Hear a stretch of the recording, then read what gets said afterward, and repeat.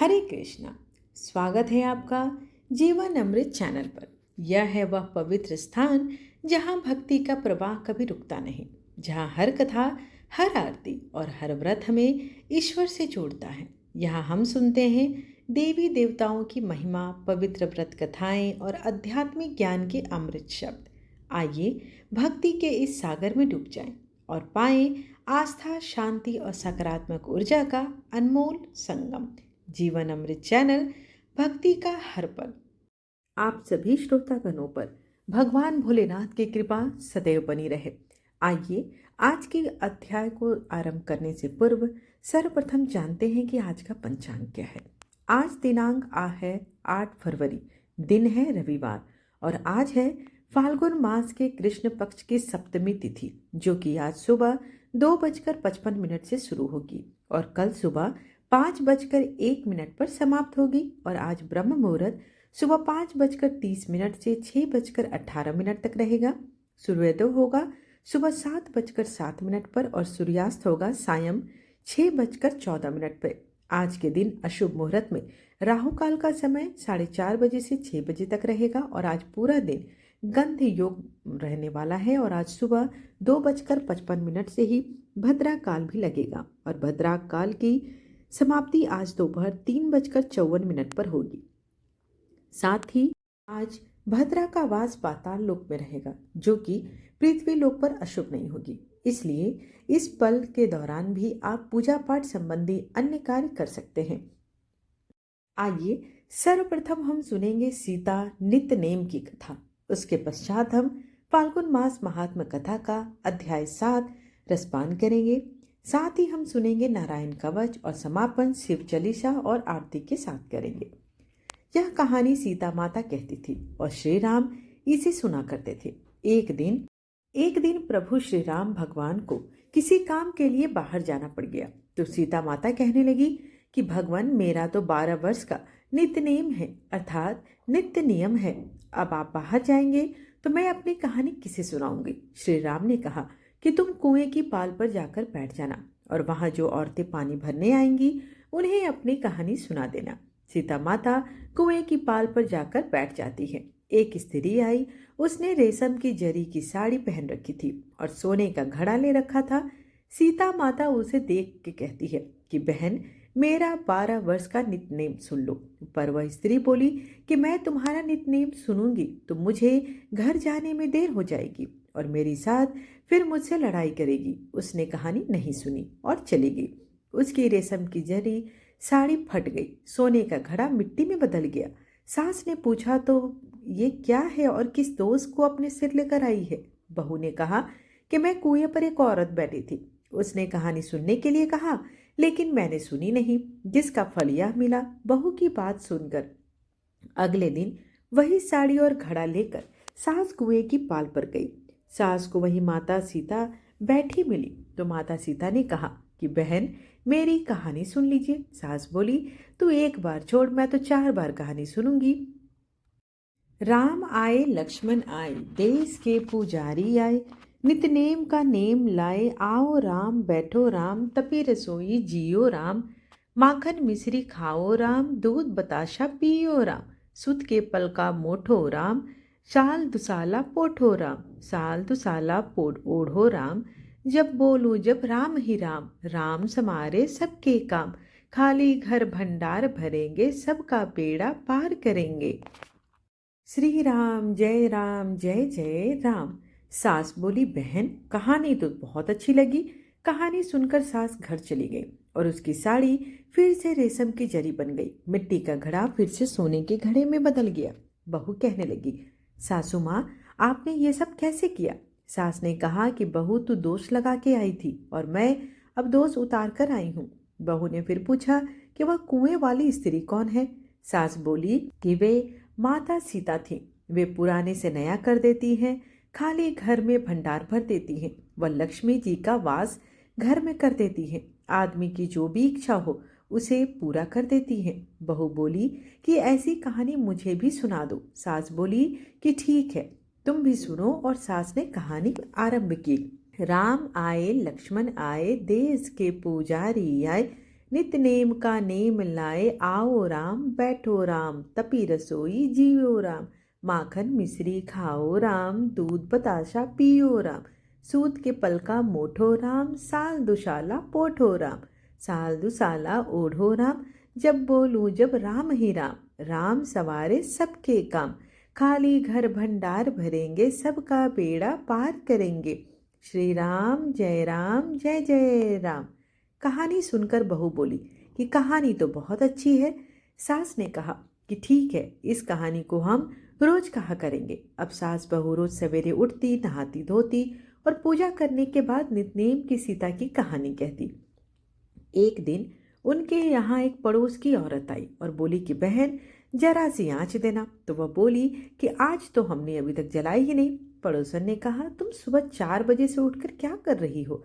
फिर उन्होंने कहा कि सुबह उठकर हम पूजा करते हैं, फिर सीता माता के नितनेम की कहानी कहते हैं।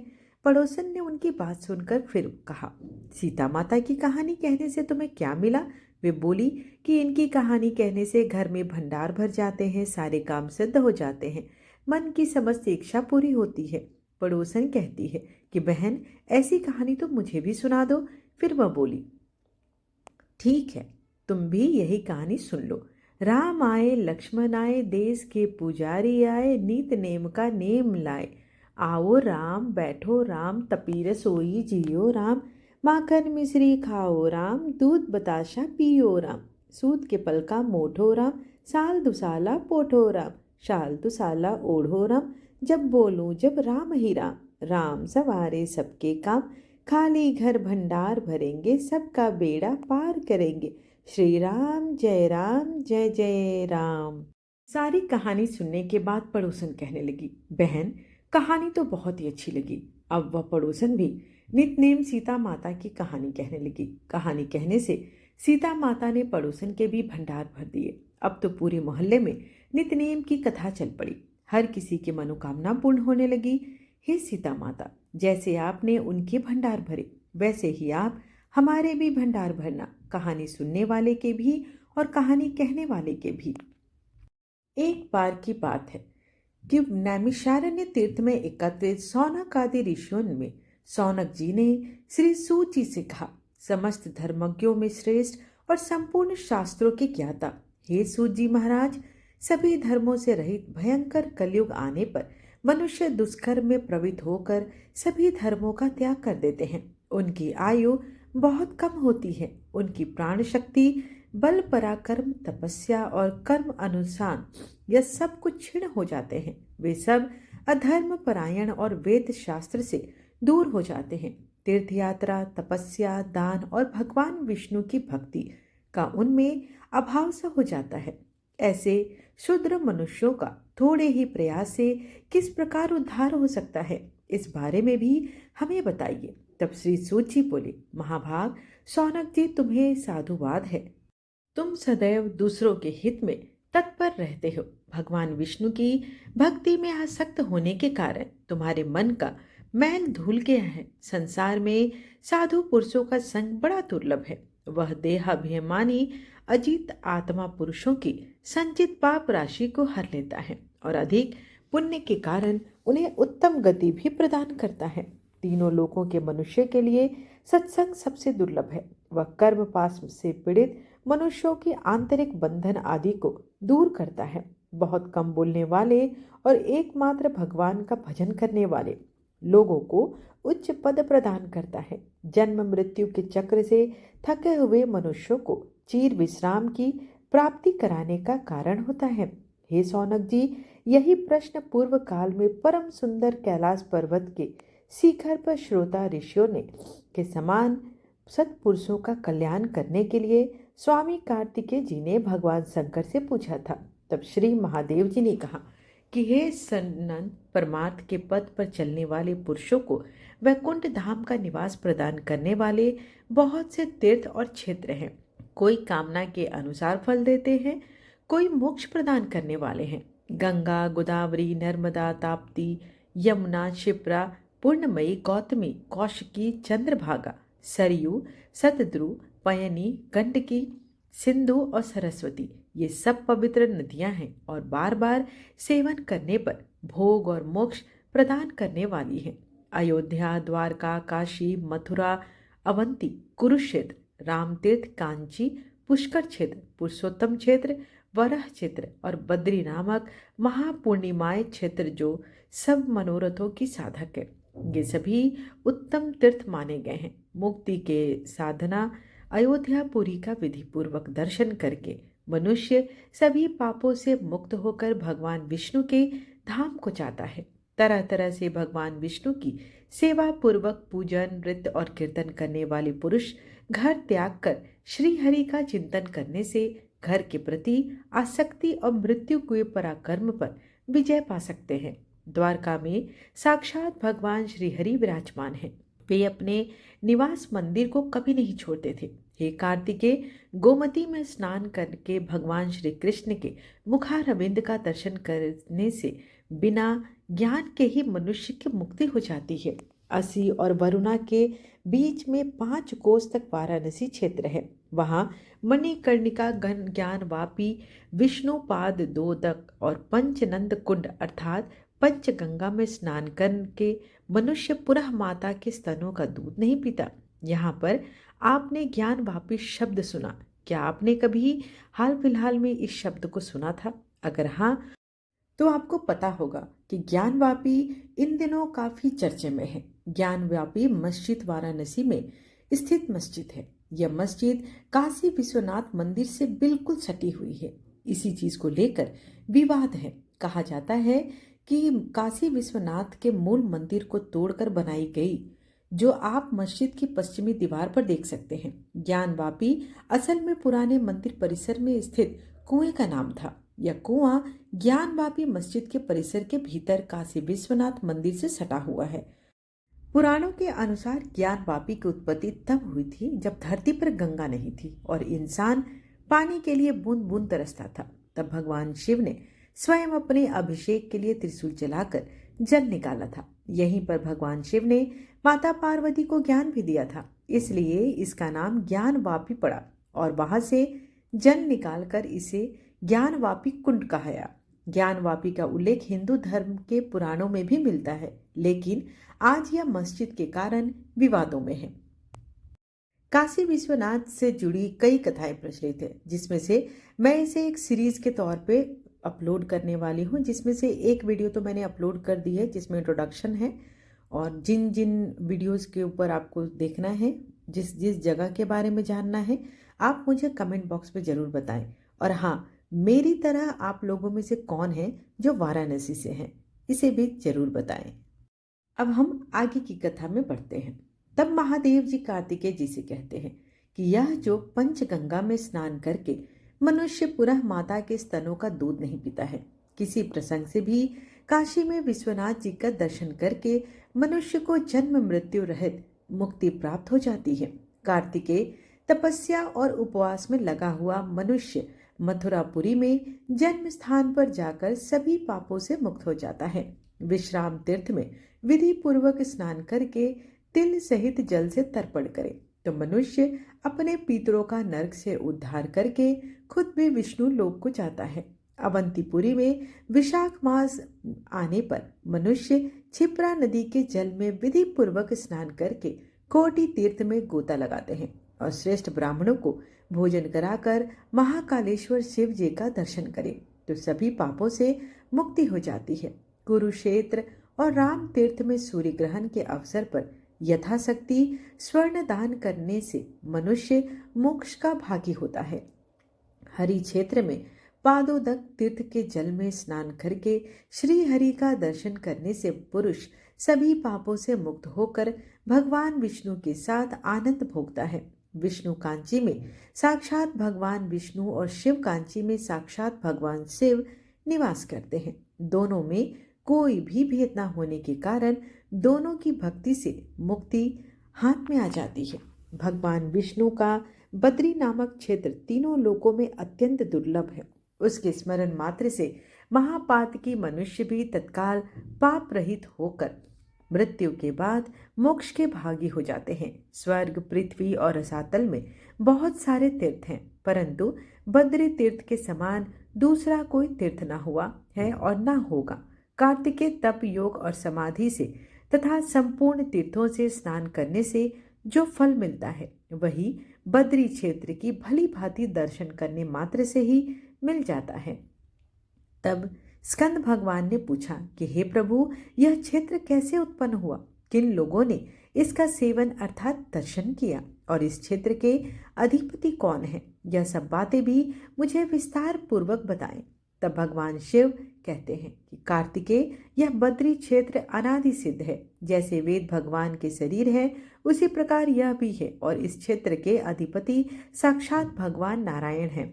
नारद आदि महर्षियों ने इस तीर्थ का दर्शन किया है, सेवन किया है। काशी में श्री पर्वत के शिखर पर और कैलाश में पार्वती सहित मेरी जैसी प्रीति है, उससे अनंत गुनी अधिक बद्री क्षेत्र में है। अन्य तीर्थों में अपने धर्म का विधि पूर्वक पालन करते हुए मनुष्य यदि मृत्यु को प्राप्त हो जाता है तो उसे मुक्ति मिल जाती है, लेकिन बद्री क्षेत्र के दर्शन मात्र से ही मुक्ति मनुष्य के पास सहज भाव से आ जाती है। जहाँ भगवान नारायण के चरणों का सानिध्य है, जहाँ साक्षात अग्निदेव का निवास है और केदार रूप से मेरा लिंग प्रतिष्ठित है, वह सब बद्री क्षेत्र के अंतर्गत है। केदार के दर्शन, स्पर्श और भक्ति भाव से पूजन करने पर कोटि कोटि जन्मों का पाप तुरंत ही भस्म हो जाता है। उस क्षेत्र में विशेषतः मैं अपनी सभी कलाओं से स्थित रहता हूँ। पूर्व काल में नैष्ठिक ब्रह्मचर्य का पालन करने वाले ऋषियों का समुदाय प्रयाग में एकत्र हुआ है, जहाँ भगवती गंगा यमुना के साथ मिली है और जहाँ त्रिभुवन विख्यात दशमेघ नामक तीर्थ है। वहीं पर भगवान अग्निदेव ने ऋषियों की आगे उपस्थित होकर बड़े विनीत भाव से पूछा कि आप लोगों की एक दृष्टि और एक ज्ञान आप सभी ब्रह्मवेताओं में श्रेष्ठ तीनों के लिए करुणा से भरे हुए और आर्द्र हृदय वाले और दयालु हैं। आप लोगों को यहाँ उपस्थित हुआ देखकर मैं पूछता हूँ, सब प्रकार की दूषित वस्तुओं के भक्षण जनक पाप से, अर्थात जो वस्तुएं खाने योग्य नहीं है उन्हें भी खाने से जो पाप हमें लगता है, मेरा अंतःकरण लिप्त हो गया है। ब्रह्म ज्ञानियों, ये बताइए मेरा उद्धार कैसे होगा? इतने में ही सभी मुनियों में श्रेष्ठ व्यास जी गंगा में स्नान करके वहां आ पहुंचे और इस प्रकार कहने लगे, अग्निदेव, आपके सर्वभक्षण रूप पाप की निवृत्ति के लिए एक श्रेष्ठ उपाय है। आप बद्री क्षेत्र की शरण लीजिए, जहाँ देवताओं के देवता साक्षात भगवान जनार्दन विद्यमान हैं, जो कि सभी के पापों का नाश करने वाले हैं। वहां गंगा जी के जल में स्नान करके भगवान की परिक्रमा और दंडवत प्रणाम करने से सभी पाप नष्ट हो जाते हैं। तब अग्निदेव उत्तर दिशा की ओर मुख करके गंधमादन पर्वत पर आए और बद्रीनाथ में पहुंचकर गंगा जी के जल में स्नान करके भगवान नारायण के आश्रम पर गए। वहां भगवान को प्रणाम करके उन्होंने भक्ति पूर्वक स्तुति की, जो विशुद्ध विज्ञान घन स्वरूप पुराण पुरुष सनातन प्रजापतियों के पति, सबके गुरु एक होते हुए भी अनेक रूपों को धारण करने वाले और संपूर्ण जगत के एकमात्र स्वामी हैं। शेषनाग की सैया पर शयन करने वाले उन शुद्ध बुद्धि नारायण को मैं नमस्कार करता हूँ, जो अपनी मायामयी शक्ति का आश्रय लेकर संसार की सृष्टि करने के उद्देश्य से रजोगुण से युक्त ब्रह्मा जी का रूप धारण करते हैं, सत्वगुण से युक्त होकर इस जगत की रक्षा में कारण बनते हैं और तमोगुण से संयुक्त होकर इस विश्व के भयंकर संहारकारी रुद्र बने हुए हैं। उन त्रिविध रूपधारी भगवान की मैं स्तुति करता हूँ।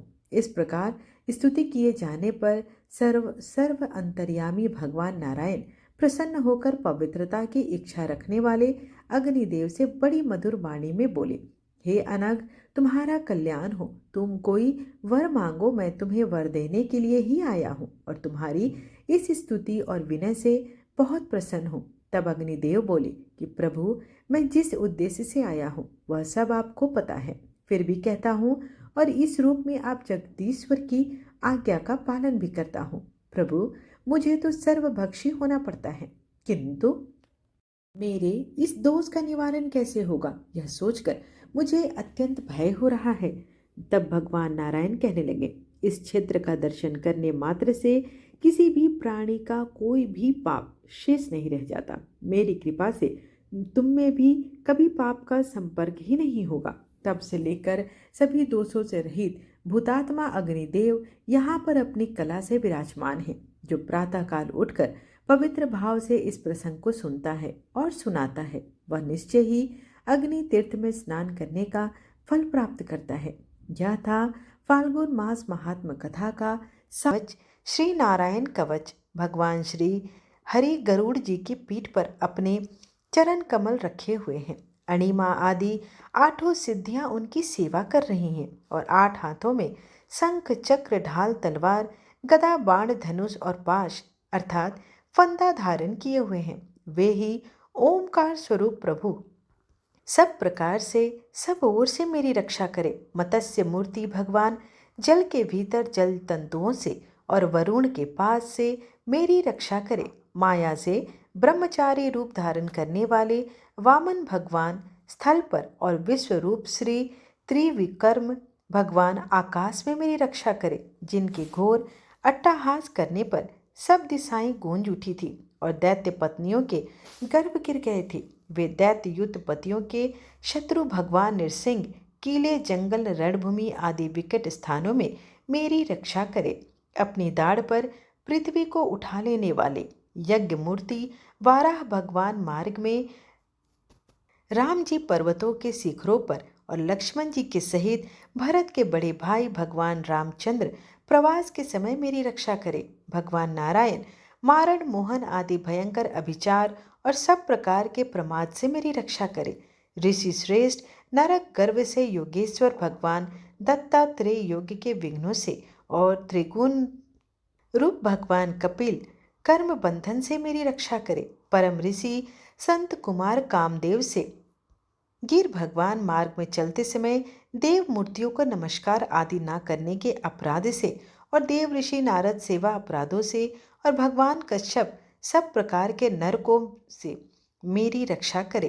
भगवान धनवंतरी कुपत से जितेंद्र भगवान ऋषभ देव सुख दुख आदि भय दायक द्वंद्व से यज्ञ भगवान लोका उपवाद से बलराम जी मनुष्य कृत कष्टों से और श्री शेष जी क्रोधवश नामक सर्पों के गणों से मेरी रक्षा करे। भगवान श्री कृष्ण द्वैपायन व्यास जी अज्ञान से तथा बुद्ध देव पाखंड हो से और प्रमाद से मेरी रक्षा करे। धर्म रक्षा करने वाले महान अवतार धारण करने वाले भगवान कल्कि पाप बहुल कलिकाल के दोषों से मेरी रक्षा करे। प्रातःकाल भगवान केशव अपनी गदा लेकर कुछ दिन चढ़ जाने पर भगवान गोविंद अपनी बांसुरी लेकर और दोपहर के पहले भगवान नारायण अपनी तीक्ष्ण शक्ति लेकर और दोपहर को भगवान विष्णु चक्र राज सुदर्शन लेकर मेरी रक्षा करें। तीसरे पहर में भगवान मधुसूदन अपना प्रचंड धनुष लेकर मेरी रक्षा करें और सायंकाल में ब्रह्मा आदि त्रिमूर्तिधारी माधव सूर्यास्त के बाद ऋषिकेश अर्धरात्रि के पूर्व तथा अर्धरात्रि के समय अकेले भगवान पद्मनाभ मेरी रक्षा करे। रात्रि के पिछले पहर में श्रीवत्स लांछन श्री हरि उषा काल में खड़गधारी भगवान जनार्दन और सूर्योदय से पूर्व श्री दामोदर और संपूर्ण संध्या में काल मूर्ति भगवान विश्वेश्वर मेरी रक्षा करे। हे सुदर्शन, आपका आकार चक्र रथ के पहिए की तरह है। आपके किनारे का भाग प्रलयकालीन अग्नि के समान अत्यंत तीव्र है। आप भगवान की प्रेरणा से सदैव घूमते रहते हैं। जैसे आग वायु की सहायता से सूखी घास फूस जला डालती है, वैसे ही आप हमारी शत्रु सेना को शीघ्र से जला दीजिए। हे कोमद की गदा, आपसे छूटने वाली चिंगारियां का स्पर्श वज्र के समान असह्य है। आप भगवान अजित की प्रिया हैं और मैं उनका सेवक हूँ, इसलिए आप कुष्मांड विनायक यक्ष राक्षस भूत और प्रेत आदि ग्रहों को अभी कुचल डालिए तथा मेरे शत्रुओं को चूर चूर कर दीजिए। हे शंख श्रेष्ठ, आप भगवान श्री कृष्ण के फूंकने से भयंकर शब्द करके मेरे शत्रुओं का दिल दहला दीजिए एवं यात उदान प्रमित प्रेत मात्र का पिशाच तथा ब्रह्म राक्षस आदि भयावन प्राणियों को यहाँ से तुरंत भगा दीजिए। भगवान की श्रेष्ठ तलवार आपकी धार बहुत ही तीक्ष्ण है। आप भगवान की प्रेरणा से मेरे शत्रुओं को छिन्न भिन्न कर दीजिए। भगवान की प्यारी ढाल आप में सैकड़ों चंद्राकार मंडल हैं। आप पाप दृष्टि पाप आत्मा शत्रुओं की आंखें बंद कर दीजिए और उन्हें सदा के लिए अंधा बना दीजिए। सूर्य आदि ग्रह, धूमकेतु, पुष्कल तारे आदि केतु, दुष्ट मनुष्य, सर्प आदि रेंगने वाले जंतु, दाढ़ हो वाले हिंसक पशु, भूत प्रेत आदि तथा पापी प्राणियों से हमें जो जो भय हो और जो हमारे मंगल के विरोधी हो, वे सभी भगवान के नाम रूप तथा आयुध का कीर्तन करने से तत्काल नष्ट हो जाएं। बृहद रथ आदि सामवेद स्तोत्र से जिनकी स्तुति की जाती है, वे वेद मूर्ति भगवान गरुड़ और विश्वक सेना जी अपने नाम उच्चारण के प्रभाव से हमें सब प्रकार की विपत्तियों से बचाएं। श्री हरि के नाम रूप वाहन, आयुध तथा श्रेष्ठ पार्षद हमारी बुद्धि, इंद्रिय, मन और प्राणों को सब प्रकार की आपत्तियों से बचाएं। जितना भी कार्य अथवा कारण रूप जगत है, वह वास्तव में भगवान ही है। इस सत्य के प्रभाव से हमारे सारे उपद्रव नष्ट हो जाएं। जो लोग ब्रह्मा और आत्मा की एकता का अनुभव कर चुके हैं, उनकी दृष्टि में भगवान का स्वरूप समस्त विकल्पों से रहित है, भेदों से रहित है। फिर भी वे अपनी माया शक्ति के द्वार भूषण, आयुध और रूप नामक शक्तियों को धारण करते हैं। यह बात निश्चित रूप से सत्य है। इस कारण सर्वज्ञ सर्वव्यापक भगवान श्री हरि सदा सर्वत्र सब स्वरूपों से हमारी रक्षा करे। अपने भयंकर अट्टहास से सब लोगों के भय को भगा देते हैं और अपने तेज से सबका तेज ग्रास कर लेते हैं। वे भगवान नरसिंह दिशा विदिशा में नीचे ऊपर बाहर भीतर सब ओर से हमारी रक्षा करे। देवराज इंद्र, मैंने तुम्हें यह नारायण कवच सुना दिया है। इस कवच से तुम अपने को सुरक्षित कर लो, बस फिर तुम अनायास ही सब दैत्य युद्धपतियों को जीत कर लोगे। इस नारायण कवच को धारण करने वाला पुरुष जिसको भी अपने नेत्रों से देख लेता है अथवा पैर से छू देता है, तत्काल समस्त भयों से वह मुक्त हो जाता है। जो इस वैष्णवी विद्या को धारण कर लेता है, उसे राजा, डाकू, प्रेत, पिशाच आदि और बाघ आदि हिंसक जीवों से कभी किसी प्रकार का भय नहीं होता है। हे देवराज, प्राचीन काल की बात है, एक कौशिक गोत्री ब्राह्मण ने इस विद्या को धारण करके योग धारणा से अपना शरीर मरुभूमि में त्याग दिया। अब वहां उस ब्राह्मण का शरीर पड़ा था। उसके ऊपर से एक दिन गंधर्वराज चित्ररथ अपनी स्त्रियों के साथ विमान पर बैठकर निकले। वहां आते ही वे नीचे की ओर सिर किए विमान सहित आकाश से पृथ्वी पर गिर पड़े। इस घटना से उनके आश्चर्य की सीमा न रही। जब उन्हें बाल्किल मुनियों ने बताया कि यह नारायण कवच धारण करने का प्रभाव है, तब उन्होंने उस ब्राह्मण देव की हड्डियों को ले जाकर पूर्व वाहिनी सरस्वती नदी में प्रवाहित कर दिया और फिर स्नान करके वे अपने लोक को चले गए। श्री सुखदेव जी कहते हैं कि हे परीक्षित, जो पुरुष इस नारायण कवच को समय पर सुनता है और जो आदर पूर्वक इसे धारण करता है, उसके सामने सभी प्राणी आदर से झुक जाते हैं और वह सब प्रकार के भयों से मुक्त हो जाता है। हे परीक्षित, सत्यकृत इंद्र ने आचार्य विश्वरूप जी से यह वैष्णवी विद्या प्राप्त करके रणभूमि में असुरों को जीत लिया और वे त्रैलोक्य लक्ष्मी का उपभोग करने लगे। श्री नारायण कवच संपूर्ण हुआ। आइए अब हम चालीसा का पाठ करेंगे और समापन आरती के साथ करेंगे। जय गणेश गिरजा सुवन मंगल मूल सुजान, कहत अयोध्या दास तुम देहो भय वरदान। जय गिरजापति दीन दयाला, सदा करत संतन प्रतिपाला। भाल चंद्रमा सोहत नीके, कानन कुंडल नाग फनीके। अंग और सिर गंग बहाए, मुंड माल तन छार लगाए। वस्त्र खाल बागंबर सोहे, छवि को देख नाग मुनि मोहे। मैना मातु की हवे दुलारी, बाम अंग सोह छविनारी। कर त्रिशूल सोह चैबारी, सदा सत करत शत्रुन छयकारी। नंदी गणेश सोहे तम कैसे, सागर मध्य कमल है जैसे। कार्तिक श्याम और गणरायु, या छवि को कही जात न कायु। देवन जब ही जय पुकारा, तभी दुख प्रभु आप निवारा। किया उपद्रव तारक भारी, देवन सब मिली तुम्हें जुहारी। तुरत सनानन आप पठायो, लवन में से महु मार गिरायो। आप जलंधर असुर संहारा, सुयस तुम्हारा विदित संसारा। त्रिपुरासन संयुद्ध मचाई, सभी कृपा कर लीन बचाई। किया तपहि भागरथ भारी, पुरव प्रतिज्ञा तासु पुरारी। दानिन मम तुम सम कोई नाही, सेवक स्तुति करत सदाहि। वेद नाम महिमा तब गाई, अकत अनादि भेद नहीं पाई। प्रगटी उदती मंथन में ज्वाला, जरत सुरापुर भय बिहाला। किन्ने दया तम करी सहाय, नीलकंठ तब नाम कहाई। पूजन रामचंद्र जब कीन्हा, जीत के लंक विभीषण दिन्हा। सहस कमल में हो रहे धारी, किन्न परीक्षा तभी पुरारी। एक कमल प्रभु राखयो जोई, कमल नयन पूजन चहु सोई। कठिन भक्ति देखी प्रभु शंकर, भय प्रसन्न दिए इच्छित वर। जय जय जय अनंत विनाशी, करत कृपा सबके घटवासी। दुष्ट सकल नित मोहि सतावे, भ्रम होय मोहि चैन न आवे। त्राहि त्राहि में नाथ पुकारो, यही अवसर मोहि आनु बारो। ले त्रिशूल शत्रुन को मारो, संकट से मोहि आनु बारो। माता पिता भ्राता सब कोई, संकट में पूछत नहीं कोई। स्वामी एक है आस तुम्हारी, आय हरहु मम संकट भारी। धन निर्धन को देत सदाहि, जो कोई जांचे सो फल पाई। स्तुति कहे विधि करो तुम्हारी, क्षमहु नाथ अब चुक हमारी। शंकर हो संकट के नाशन, मंगल कारण विघ्न विनाशन। योगी अति मुनि ध्यान लगावे, नारद शारद शीश नवावे। नमो नमो जय नमः शिवाय, सुर ब्रह्मादिक पार न पाई। जो या पाठ करे मन लाई, तापर होत है शंभु सहाय। ऋणिया जो कोई हो अधिकारी, पाठ करे सो पावनहारी। पुत्रहीन इच्छा कर जोई, निश्चय शिव प्रसाद तेई होई। पंडित त्रयोदशी को लावे, ध्यान पूर्वक होम करावे।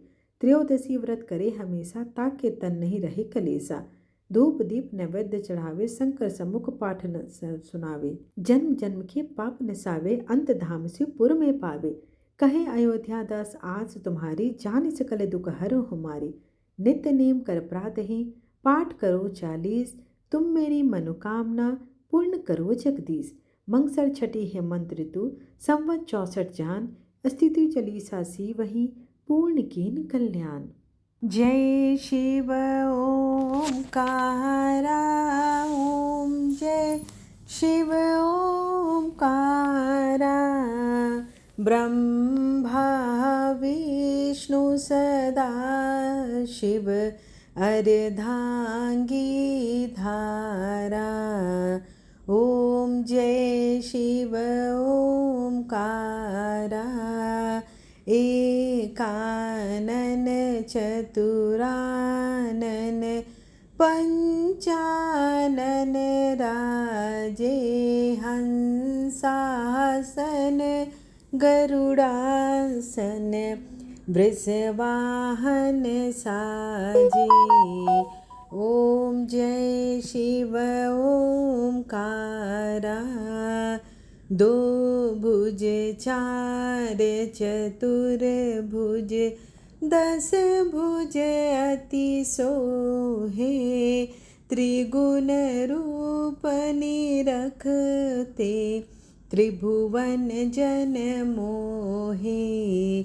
ओम जय शिव ओंकारा।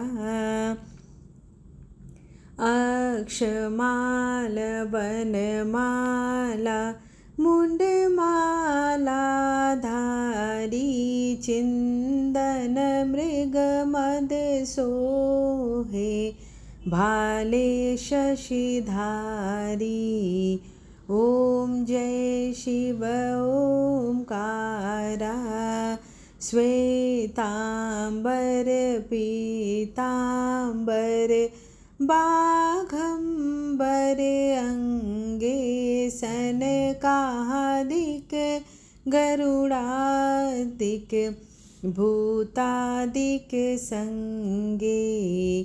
ओम जय शिव ओंकारा।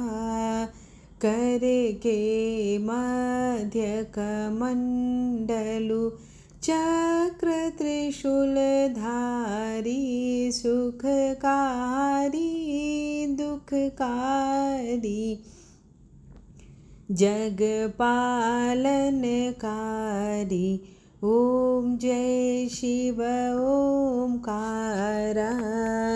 ब्रह्मा विष्णु सदा शिव जानत अविवेका प्रणवाक्षर में शोभित ये तीनों एका। ओम जय शिव ओमकारा। काशी में विश्वनाथ विराजते नंदी ब्रह्मचारी नित उठी भोग लगावत महिमाति भारी। ओम जय शिव ओमकारा। त्रिगुण शिव जी की आरती जो कोई नर गावे कहत शिवानंद स्वामी मन वांछित फल पावे। ओम जय शिव ओमकारा। कर्पूर गौरम करुणावतारम संसार सारम भुजगेन्द्रहारं सदा वसन्तं हृदयारविन्दे भवं भवानी सहितं नमामि। त्वमेव माता च पिता त्वमेव बन्धु च सखा त्वमेव त्वमेव विद्या द्रविणं त्वमेव सर्वं मम देव देव। आरतीं समर्पयामि शिव शंभु नमो नमः। आशा करती हूँ कि आपको आज की कथा और आज की वीडियो पसंद आई हो। वीडियो पसंद आए तो एक लाइक अवश्य करें और सब्सक्राइब ज़रूर करें ताकि मेरे आने वाली वीडियोस की नोटिफिकेशंस आप तक समय पर पहुंच सके। धन्यवाद।